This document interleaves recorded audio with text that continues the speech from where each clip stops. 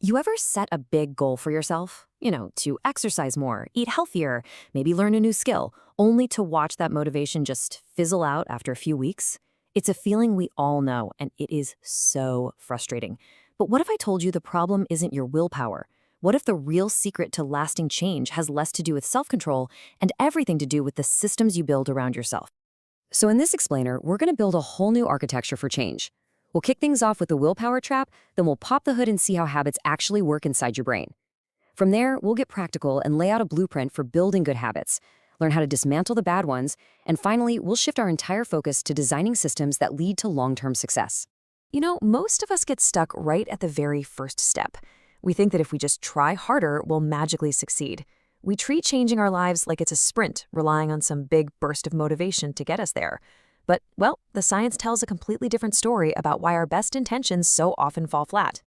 Behavioral scientists actually have a name for this very frustration. It's called the intention-action gap. We all intend to do great things, right?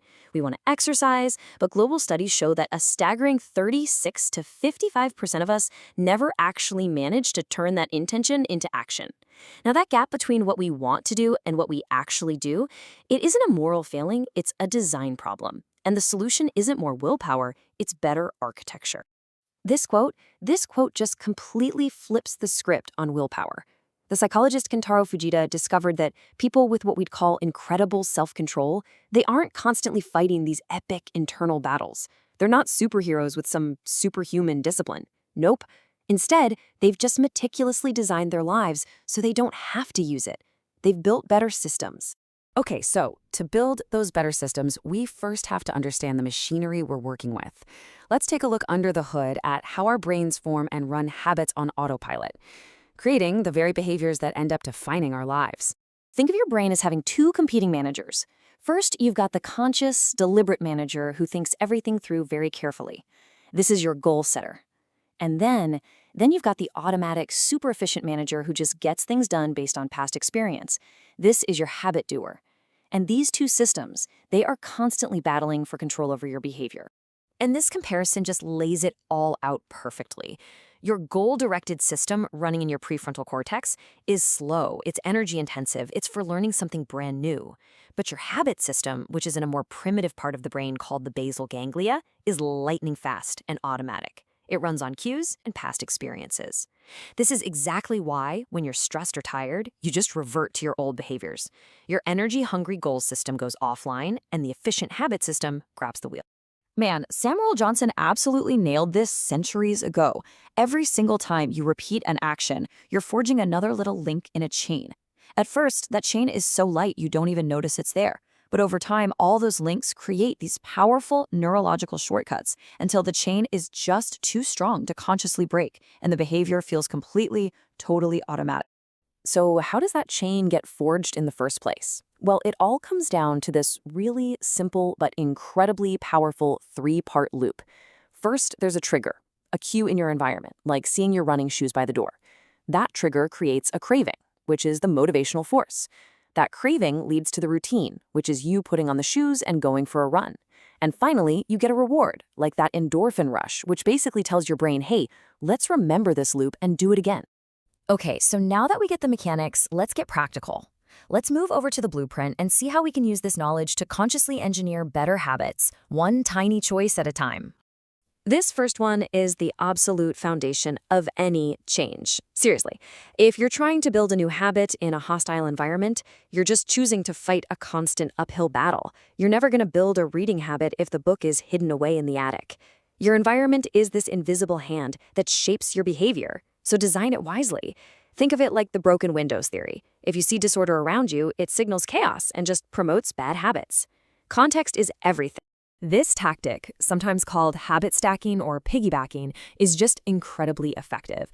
Instead of having to invent a new trigger from scratch, you just anchor your new habit onto one that's already automatic. The end of the old habit becomes the trigger for the new one. So you want to start flossing? The trigger is simply after I brush my teeth. You're literally leveraging a neural pathway that's already paved and deeply embedded in your daily routine. Human behavior always follows the law of least effort. We naturally, and I mean naturally, gravitate toward the easiest option. So the key is to reduce the friction for your good habits. A great way to do this is the 2-minute rule. Scale any new habit down so it takes less than 2 minutes to do. Read before bed becomes read one single page. Go to the gym becomes just put on your workout clothes. The point is you have to establish the habit first before you can ever hope to optimize it. And this brings us right back to that habit loop, but now we're the ones designing it on purpose. The soap dispenser here is the obvious cue, right? But the real magic is in the reward.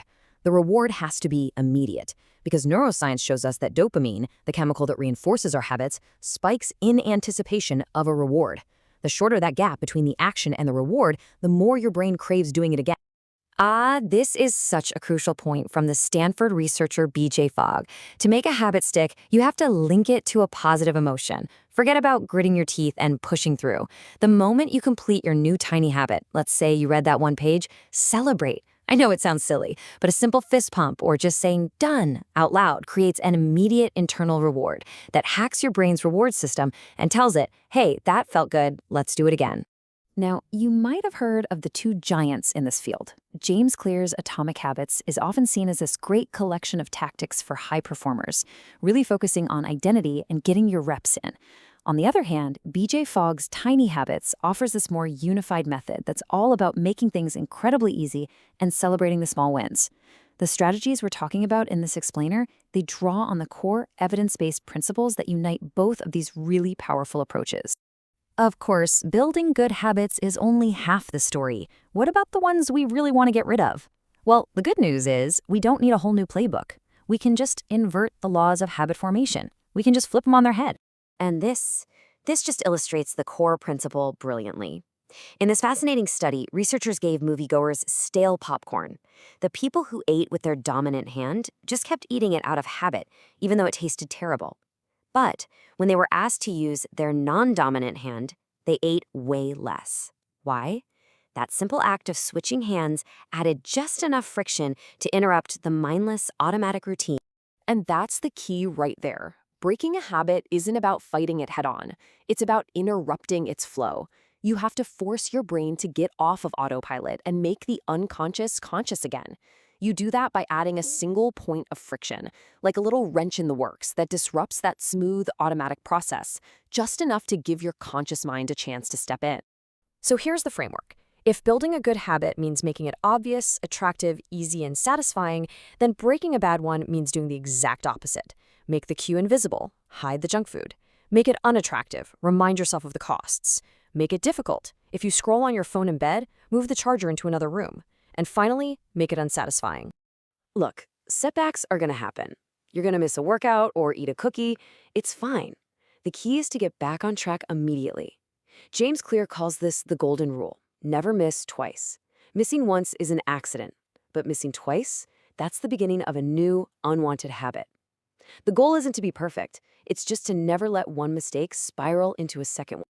And all of this brings us to the most important takeaway of all. Sustainable change is not about these heroic acts of self-control or some one-time transformation. It's about being the architect of your own environment and your own routines. Let's end with this really powerful idea. We all have goals, right? But it's our systems, our collection of daily habits that actually determine our results. A great system makes good habits the path of least resistance and makes bad habits really difficult to perform. Your outcomes in life are simply a lagging measure of the systems you have in place. So the final question isn't about what you're going to force yourself to do tomorrow. It's about a choice you can make right now. What one small change can you make to your environment? What tiny system can you design to make your desired future just a little bit more automatic?